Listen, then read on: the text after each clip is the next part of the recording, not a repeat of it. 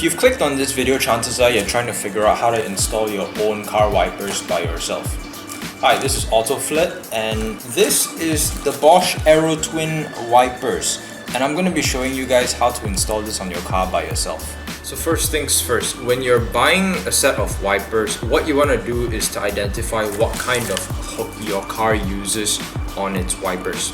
I drive a Peugeot 206 made in 2006, and cars built anywhere between the early 90s to the mid 2000s use a U-shaped hook on their wipers.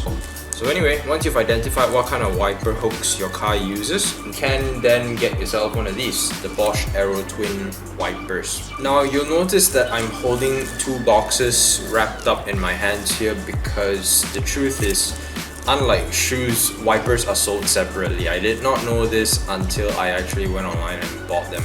I paid 34 ringgit for each wiper, so total including shipping was just over 70 ringgit. I don't think it's too bad. They're really modern in design, and they're supposed to be one of the more premium wipers out there, which I think is recommended because visibility when you're driving is a safety issue. So I think going for better wipers it might be a good idea. I'm actually going to leave the link to these wipers down in the description below. I bought them on Shopee, so if you guys want to buy them for your car, then by all means go ahead. With that out of the way, let's get unboxing this thing. It opens up like a toothbrush box. Let's see. That is quite clever. Okay, cool, let's go install it on my car. Alright, so we're out here with my car now, and here are the two wipers. This is the Aero Twin, and this is the old wiper that my car is currently using.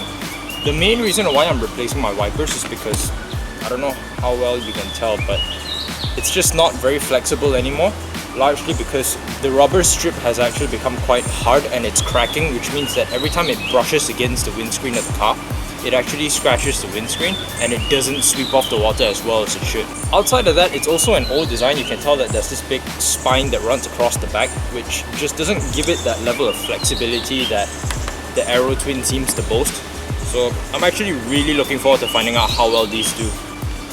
Okay, so here's what you want to do. You want to just grab the wiper, lift it up like this, and you want to like bend it inwards towards you. This little bracket here, right there, is the one where you want to just slip it off, and that's the U-shaped hook, right? And just remove that, and then we can, yeah, that's the wiper, and then we can just like drop down on the ground.